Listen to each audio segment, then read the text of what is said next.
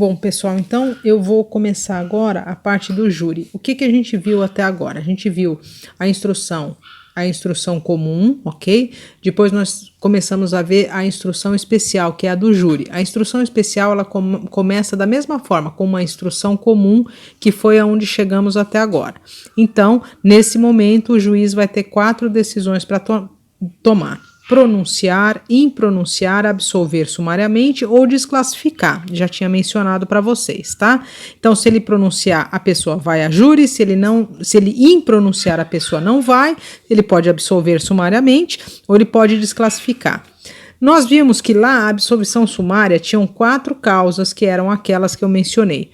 Aqui no júri também existe, nesta fase, a absolvição sumária, também por 4 motivos. Quando o juiz se convencer da inexistência do fato, quando ele se convencer que a pessoa que está sendo julgada, que pode ir ou não a júri, não é o autor ou o partícipe, que o fato não é crime, ou demonstrada a causa de isenção de pena ou de exclusão de crime. Precisa saber esses 4 e precisa saber o que é absolvição sumária nesta fase, no momento em que ele vai pronunciar ou impronunciar, e no momento em que ele que ele não recebe a queixa ou a denúncia, que é a absolvição sumária na instrução comum, ok? Então precisa saber essas 2 diferenças. Aí, neste momento, se houver indícios de participação de autoria de outros, o juiz remeterá os autos ao MP, ao Ministério Público, por 15 dias, tá? Para que o MP faça novas diligências e veja se encontra ou não indícios de outra autoria, ou quem é o outro partícipe ou o outro autor. A desclassificação é quando ele entender que não houve crime que seja julgado pelo tribunal do júri. Importante lembrar quais são os crimes julgados pelo tribunal do júri: somente os dolosos contra a vida. Cuidado com a pegadinha da VUNESP, porque ela pode colocar os crimes culposos contra a vida ou os crimes contra a vida. Não, tem que ser os crimes dolosos contra a vida, onde há a intenção de atentar contra a vida. São 4: aborto, homicídio, infanticídio e instigação ao suicídio. Somente neste caso, nestes 4 casos, cabe o tribunal de júri, tá? Bom, o juiz poderá dar ao fato definição jurídica diversa da constante da acusação. E neste caso, a pessoa vai ficar sujeita à pena mais grave, tá? No caso da desclassificação, a pessoa fica sujeita à pena mais grave. Remetidos os autos a outro juízo, o acusado fica preso. Por que os autos poderiam ser remetidos a outro juízo? No caso da desclassificação, o juiz entende que não há um crime que seja contra a vida, não é um crime dentro daqueles 4, então ele vai indicar um outro juiz, porque não é ele que julga, ele julga só o que é competência do tribunal do júri. Ele vai encaminhar para um juiz comum, e esse juiz então vai tocar adiante o processo. Neste caso, o réu fica preso, o acusado, na realidade, ele ainda não é réu, o acusado fica preso. A intimação da decisão da pronúncia será feita pessoalmente ao acusado, ao defensor nomeado e ao MP, é o que eu havia mencionado antes em relação às intimações. Em relação ao MP e aos defensores nomeados, sempre pessoalmente, tá? E vai ser ao defensor constituído o querelante por meio de publicação. Será intimado por edital o acusado solto que não for encontrado, tá bom? Se ele estiver solto, ele vai ser intimado por edital. Essa etapa que nós já então entramos no tribunal do júri, o juiz considerou que houve indícios de autoria e materialidade, então ele pronunciou o réu. Nessa etapa nós vamos ter 5 testemunhas. Começa novamente uma instrução criminal. Recebidos os autos, o presidente do tribunal do júri determinará a intimação do MP para apresentar a sua defesa em 5 dias, 5 testemunhas, tá? Quando a lei local da organização judiciária não atribuir ao presidente do tribunal de júri o preparo para o pagamento, o juiz competente remeter-lhe-á os autos do processo preparado em até 5 dias antes do sorteio dos jurados. Esse inciso precisa saber, precisa decorar, tá? Desde logo devem ser remetidos também os processos preparados até o encerramento da reunião para a realização do julgamento. Bom, lá na matéria de estudo de vocês, no edital, existe uma preparação extremamente louca em relação aos jurados para o tribunal do júri. São incisos e mais incisos e mais incisos. Nesse tempo todo que eu vejo as provas da VUNESP, nunca foi cobrado nada. Não é que não é para ler, mas não sei, eu acho que não é uma coisa tão cobrada, tá? O que precisa saber? O jurado vai estar numa lista geral com a profissão dele indicada, publicada até o dia 10 de outubro, é uma lista provisória. A lista definitiva com a relação dos jurados, ela sai até o dia 10 de novembro. Essa lista, ela é atualizada anualmente.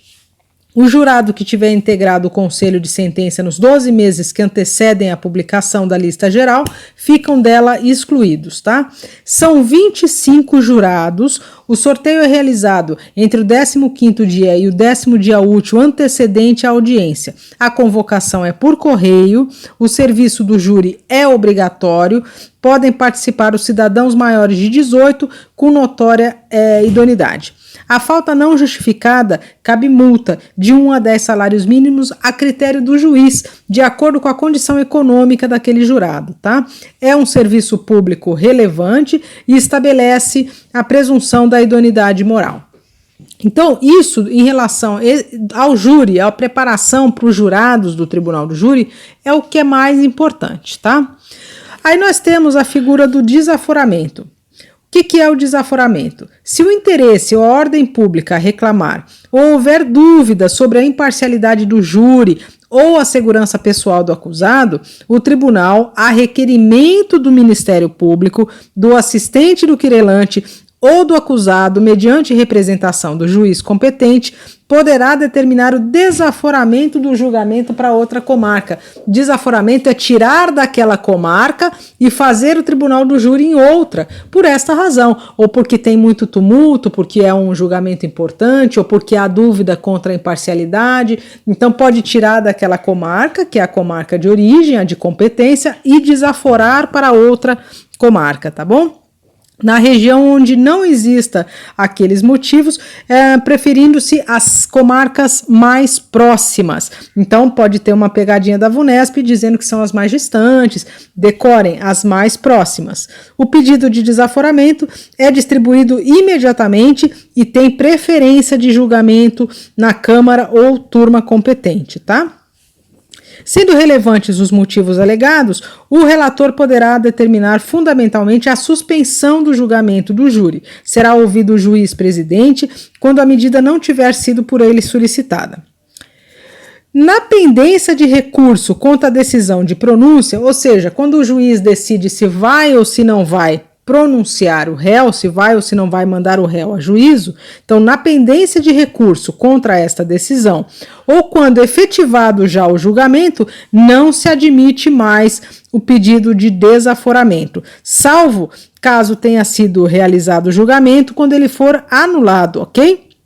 O desaforamento também poderá ser determinado em razão de comprovado excesso de serviço, devido a ouvidos o juiz presidente e a parte contrária. Neste caso, isso acontecerá se o julgamento não puder ser realizado em até 6 meses, tá? Contando do trânsito em julgado da sentença de pronúncia. Aquilo que o juiz determina para pronunciar ou não pronunciar ou impronunciar o réu é uma sentença, dela cabe recurso, como a gente viu. Qual é a ordem de julgamento para o tribunal do júri? Em primeiro lugar, o réu preso. O réu preso há mais tempo ou em igualdade de pronúncia, né, em igualdade de pronunciados, os dois estão presos há mais tempo, o que foi pronunciado antes, tá? Se quiser que haja um assistente de acusação, esse assistente precisa se habilitar até 5 dias antes da sessão. O jurado, no exercício da função dele ou a pretexto de exercê-la, será responsável criminalmente como os juízes togados. Importante também ter esse inciso decorado, tá bom?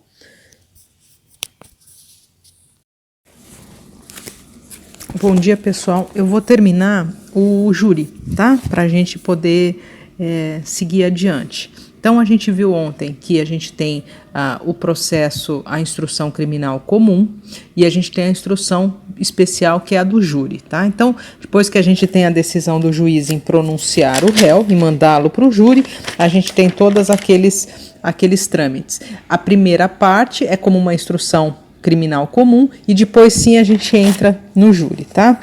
O júri, a composição do júri propriamente dita, é de um juiz, 25 jurados, e dentro desses 25 jurados, 7 são sorteados para compor o conselho de sentença, tá? Não pode servir de jurado quem tiver funcionado em julgamento anterior do mesmo processo, independente da causa determinada do julgamento posterior, ok? Não pode também funcionar no caso de concurso de penas se houver integrado o conselho de sentença que julgou o outro acusado, ou seja, se houverem 2 acusados e o jurado já tiver participado de algum outro júri daquele réu, ele também não poderá participar. E se ele tiver manifestado prévia disposição para condenar ou absolver o acusado. Então, esses são os 3 impedimentos referentes ao jurado, tá? O mesmo conselho de sentença, que são aquelas 7 pessoas sorteadas, poderá conhecer de mais de um processo no mesmo dia, se as partes aceitarem, hipótese em que seus integrantes deverão prestar novo compromisso. Se forem 2 ou mais acusados, as recusas podem ser feitas somente por um defensor. A separação do julgamento somente ocorrerá em razão de recursos, se não for obtido o número de 7 jurados, ok? Por quê? Porque os 7 jurados são admitidos ou não pelo defensor. Então, se por um acaso o defensor não aceitar aquela composição, então talvez tenha que separar o julgamento. Só neste caso, se não for obtido o número de 7 jurados. Determinada a separação do julgamento, será julgado em primeiro lugar o acusado a quem for atribuída a autoria do fato e, em segundo caso, o de coautoria, aplicar-se-á o critério do artigo do réu preso, que é aquele do réu preso há mais tempo ou do réu preso anteriormente pronunciado, tá? Então, essas 2 regrinhas precisa também saber. O tempo de debates no júri é de 1h30 para cada parte, mais 1 hora para réplica e 1 hora para tréplica, de ambas as partes. Havendo mais de um acusado, o tempo para acusação e defesa será acrescido em 1 hora e elevado ao dobro o da réplica e o da tréplica. Esse inciso não vi cair em nenhuma das provas, mas tudo que está na matéria é bom a gente ler e a gente conhecer, tá? Essa parte, esse inciso é muito importante.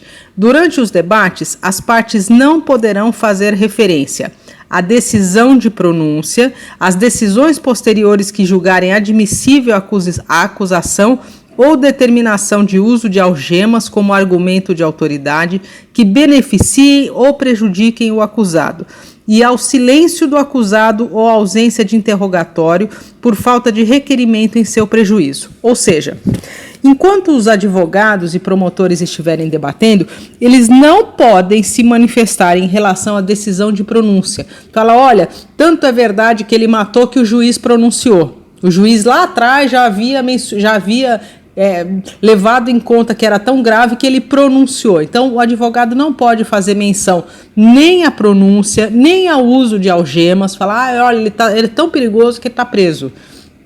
Não pode haver menção nem à pronúncia, nem à algema e nem ao silêncio do acusado, porque o acusado tem direito a ficar em silêncio. Então não pode haver também nenhum tipo de argumento em relação ao silêncio do acusado. Isso aqui também precisa saber, tá? Durante os debates não pode haver nenhuma referência à pronúncia, ao uso de algemas, ao silêncio do acusado.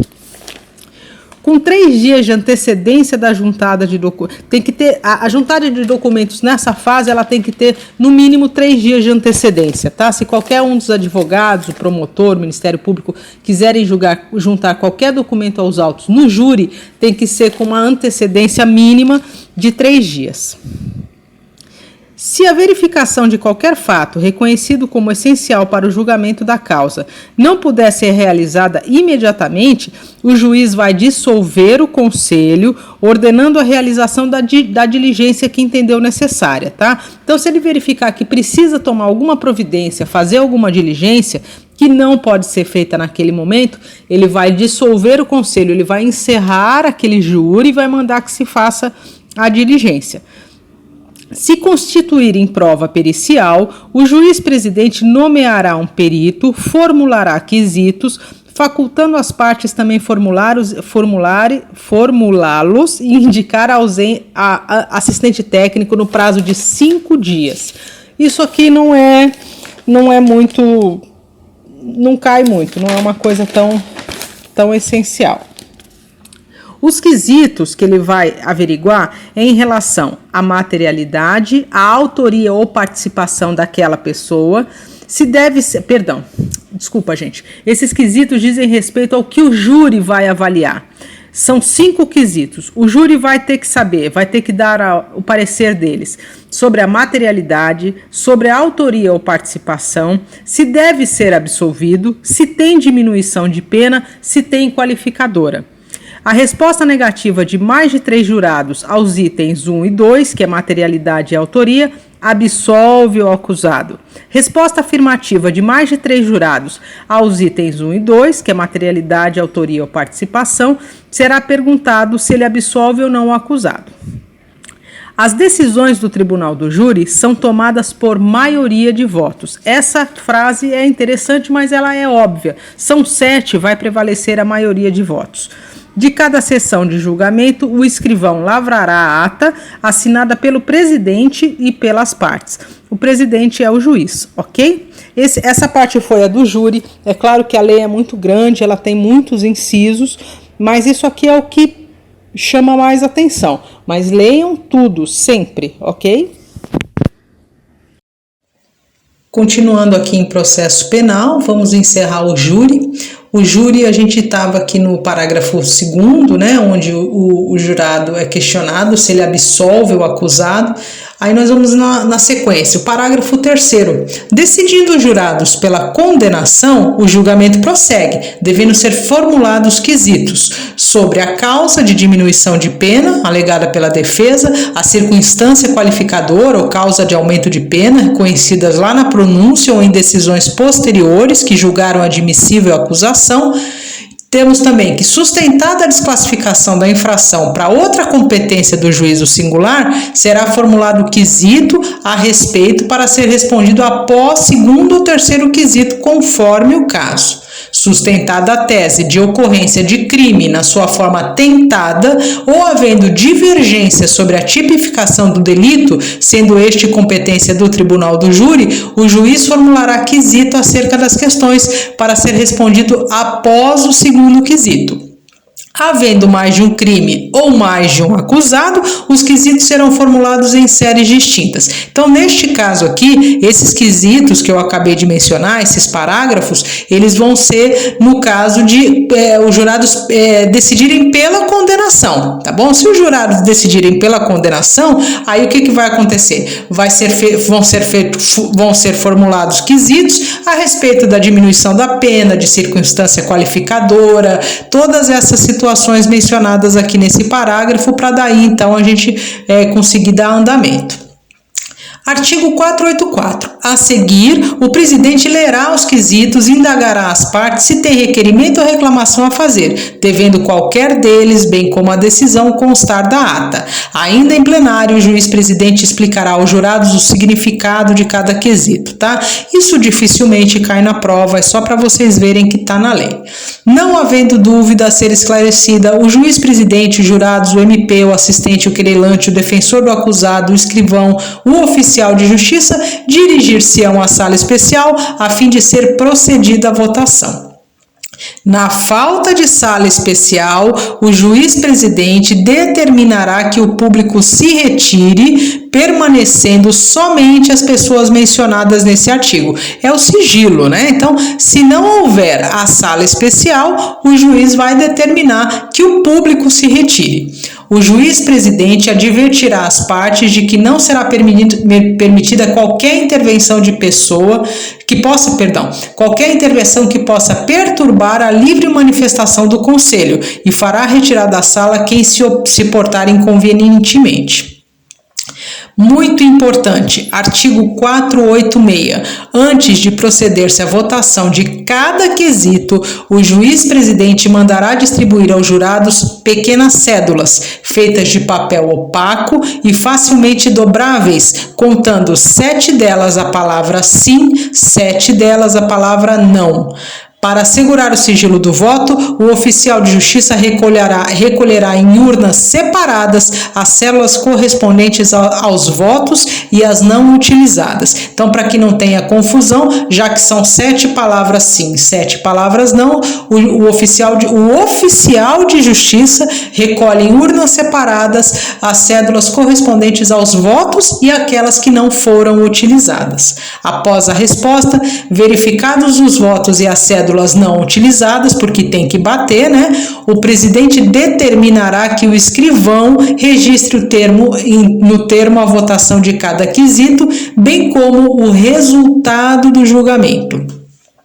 Do termo também constará a conferência das cédulas não utilizadas. Muito importante, artigo 489. As decisões do Tribunal do Júri serão tomadas por maioria de votos. Cuidado, não deixe a banca confundi-los. É por maioria de votos, é assim que determina a lei.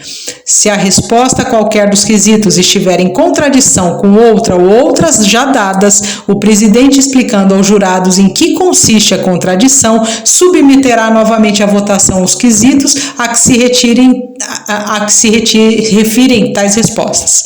Se pela resposta dada a um dos quesitos o presidente verificar que ficam prejudicados os seguintes, assim o declarará, dando por fim da votação. Muito importante. Encerrada a votação, será o termo a que se refere o artigo 488 deste Código assinado pelo presidente, pelos jurados e pelas partes. Então, até aqui nós vimos o quê? A votação do júri. Então, observadas as decisões do júri, a votação dos quesitos, nós vamos partir agora para a sentença. O que é muito importante aqui? Tivemos uma série de alterações. Então, a partir deste ponto da sentença, nós temos diversos pontos novos ou que foram alterados, que devem ser ou podem ser objeto aí de perguntas, tá bom? Da sentença. Artigo 492, com inúmeras alterações.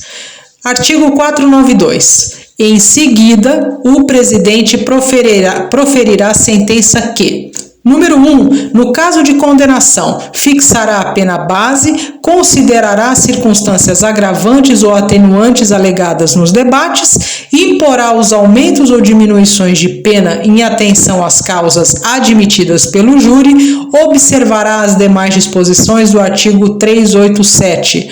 Importantíssimo, a linha E. Mandará o acusado recolher-se ou recomendá-lo-á à prisão em que se encontra, se presentes os requisitos da prisão preventiva ou, no caso de condenação a uma pena igual ou superior a 15 anos de reclusão, determinará a execução provisória das penas com a expedição de mandado de prisão, se for o caso, sem prejuízo do conhecimento dos recursos que vierem a ser interpostos. Foi colocado recentemente. Seguinte, a linha F estabelecerá ainda os efeitos genéricos e específicos da condenação. Então, isso que eu li até agora, da linha A à linha F, diz respeito à condenação. Continuando, sentença. No caso de absolvição, A. Mandará colocar em liberdade o acusado se por outro motivo não estiver preso, revogará as medidas restritivas provisoriamente decretadas e importará, se for o caso, medida de segurança cabível. Se houver desclassificação da infração para outra de competência de juiz singular, ao presidente do tribunal do júri caberá proferir sentença em seguida, aplicando-se quando o delito resultante da nova tipificação for considerado pela lei como infração penal de menor potencial ofensivo, que é o disposto lá nos artigos 69 da Lei 9.099 de 95. Em caso de desclassificação, o crime conexo que não seja doloso contra a vida será julgado pelo juiz presidente do Tribunal do Júri, aplicando-se no que couber o disposto no parágrafo 1º deste artigo, tá bom? Então, essas são alterações importantes. Dando sequência, no parágrafo 3º, também incluído recentemente, o presidente poderá, excepcionalmente, deixar de autorizar a execução provisória das penas de que trata a linha E do inciso 1 do caput deste artigo, se houver questão substancial, cuja resolução pelo tribunal ao qual competir o julgamento possa plausivelmente levar à revisão da condenação. Parágrafo 4º, também inserido agora, a apelação interposta contra a decisão condenatória no tribunal do júri a uma pena igual ou superior a 15 anos de reclusão não terá efeito suspensivo. Atenção, não terá efeito suspensivo. Parágrafo 5º. Excepcionalmente, poderá o tribunal atribuir efeito suspensivo à apelação de que trata o parágrafo 4º deste artigo, quando verificado cumulativamente que o recurso 1. Não tem propósito meramente protelatório, levanta questão substancial e que pode resultar em absolvição, anulação da sentença, novo julgamento ou redução de pena para o patamar inferior a 15 anos de reclusão. Então vamos explicar aqui para não ficar tão perdido. Se houver uma condenação igual ou superior a 15 anos, a parte pode recorrer, correto? Porém, não tem efeito suspensivo, a parte começa a cumprir a pena. Não tem efeito suspensivo, essa é a regra. Lá no parágrafo 5º, ele fala, excepcionalmente, o tribunal pode atribuir efeito suspensivo quando verificado cumulativamente o quê? Que o recurso não tem propósito meramente condenatório e que se levanta uma questão substancial, que pode resultar em absolvição, anulação da sentença ou novo julgamento ou redução da pena para patamar inferior a 15 anos de reclusão. Então, quando essas duas situações, elas cumulativamente estiverem juntas, excepcionalmente poderá o tribunal atribuir efeito suspensivo, ok? A regra é que tem o efeito suspensivo, que não tenha efeito suspensivo. Essa é a regra. Pena superior, igual ou superior a 15 anos de reclusão, o recurso não tem efeito suspensivo. Excepcionalmente, estando presentes as situações dos incisos 1 e 2 do parágrafo 5º, que é não ter propósito meramente protelatório ou haver alguma questão substancial, neste caso, excepcionalmente, pode o tribunal atribuir aí o efeito suspensivo. Parágrafo 6º, também incluído recentemente. O pedido de concessão de efeito suspensivo poderá ser feito incidentemente na apelação ou por meio de petição em separado dirigida diretamente ao relator, instruída com cópias da sentença condenatória, das razões de apelação e da prova da tempestividade, das contras-razões e das demais peças necessárias à compreensão da controvérsia, tá bom? Ele foi incluído também recentemente. Esse tópico todo é muito importante, principalmente em relação a esse efeito suspensivo. Bastante atenção nesses tópicos. Dando continuidade aqui em processo penal, vamos encerrar aqui, vamos continuar aqui no júri, tá bom? Artigo 493. A sentença será lida em plenário pelo presidente antes de encerrada a sessão de instrução de julgamento. Então, depois de tudo isso, de todas essas análises, de tudo sendo relatado em ata, nós teremos aqui que a sentença será lida em plenário pelo presidente antes de encerrada a sessão. Da ata dos trabalhos. De cada sessão de julgamento, o escrivão lavrará a ata assinada pelo presidente e pelas partes. Atenção, o escrivão, pode ser uma pergunta feita, quem é que faz, né? Eles podem substituir pelo oficial de justiça, qualquer coisa nesse sentido. Então, bastante atenção, de cada sessão de julgamento, o escrivão lavrará a ata. A ata descreverá fielmente todas as ocorrências, mencionando obrigatoriamente a data e a hora da instalação dos trabalhos, o magistrado que presidiu a sessão e os jurados presentes, os jurados que deixaram de comparecer, com escusa e sem ela e as sanções aplicadas, o ofício ou requerimento de isenção ou dispensa, o sorteio de jurados suplentes, aditamento da sessão se houver ocorrido com a indicação do motivo, abertura da sessão, presença do MP, do querelante, do assistente se houver, a do defensor do acusado, o pregão e a sanção imposta no caso de não comparecimento, as testemunhas dispensadas de depor, o recolhimento das testemunhas a lugar onde umas não podem ouvir o depoimento das outras, a verificação das cédulas pelo presidente, a formação do conselho de sentença com registro de nome dos jurados sorteados e recusas, o compromisso interrogatório com simples referência ao termo, debates e alegações das partes com respectivos fundamentos, incidentes, julgamento da causa e a publicidade dos atos da instrução plenária, das diligências e da sentença, que é lida pelo presidente. Então, todos esses incisos dizem respeito ao que vai estar lá na ata, que o escrivão vai relatar. Então, tudo, absolutamente tudo, o que aconteceu dentro da sessão será colocada nessa ata. A falta da ata sujeitará o responsável à sanção administrativa e penal.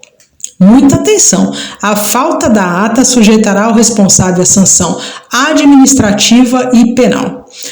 É o escrivão, não se esqueçam que lá em cima a gente viu lá no artigo 494 que de cada sessão de julgamento o escrivão lavrará a ata, contendo todos esses itens. E a falta desta ata sujeitará o responsável às sanções administrativas e penais. Das atribuições do presidente do júri. 497. São atribuições do juiz presidente do tribunal do júri, além de outras expressamente referidas neste código. Regular a polícia das sanções e prender os desobedientes. Quem é que regula a polícia no tribunal do júri? É o presidente da sessão. Requisitar o auxílio de força pública. Prestem atenção. A banca pode substituir a expressão força pública por força policial. É força pública. Então, ele pode regular a polícia das sessões e requisitar auxílio de força pública, que ficará sob sua exclusiva autoridade. Dirigir os debates e intervir em caso de abuso, excesso de linguagem ou mediante requerimento das partes, resolver as questões incidentes que não dependam de pronunciamento do júri, nomear defensor ou acusado quando considerá-lo indefeso, podendo neste caso dissolver o conselho e designar novo dia para o julgamento com a nomeação ou constituição de novo defensor. Vamos imaginar que lá no tribunal do júri já está acontecendo o julgamento e o juiz se der conta de que o defensor do acusado não está em condições, seja por qualquer razão, ou porque ele teve uma pane, ou porque ele está confundindo as coisas, houve algum problema. Se ele achar que o defensor do acusado achar que ele está indefeso, ele pode dissolver o conselho e ele pode nomear um defensor ou acusado, tá bom? Neste caso, ele pode designar um novo dia para o julgamento. Essa é uma função importante que é de quem? Daquele que preside o tribunal do júri. Ele pode ainda mandar retirar da sala o acusado que dificultar a realização do julgamento, o qual prosseguirá sem sua presença, tá? Então, se o acusado começar a criar confusão lá, ele pode determinar que o acusado saia. Não é a praxe, não é o que normalmente acontece, mas ele pode fazer isso. Suspender a sessão pelo tempo indispensável à realização de diligências requeridas ou entendidas necessárias, mantida a incomunicabilidade dos jurados, interromper a sessão por tempo razoável para proferir a sentença e para o repouso ou refeição dos jurados, decidir de ofício, ouvidos Ministério Público e Defesa, ou a requerimento de qualquer deles, a arguição de extinção de punibilidade, Ele pode ainda resolver as questões de direito suscitadas no curso do julgamento, determinar de ofício ou a requerimento das partes ou de qualquer jurado as diligências destinadas a sanar nulidade ou suprir falta que prejudique o esclarecimento da verdade. Lá no inciso 12, regulamentar durante os debates a intervenção de uma das partes quando a outra estiver com a palavra, podendo conceder até 3 minutos para cada parte requerido, que serão acrescidos ao tempo desta última, tá bom? Então, atenção aí para esse tempo que pode o presidente dar aí às partes. Então, bastante atenção. É importante, tivemos aí mudanças significativas em relação ao ponto, principalmente em relação à sentença no tribunal do júri, então bastante atenção, porque sempre pode ser pergunta de prova, tá? É um ponto muito extenso e com muitas coisas taxativas, não tem muita explicação. Precisa ler com bastante atenção. Os pontos mais importantes eu pontuei aqui para que vocês foquem a atenção neles também, tá bom?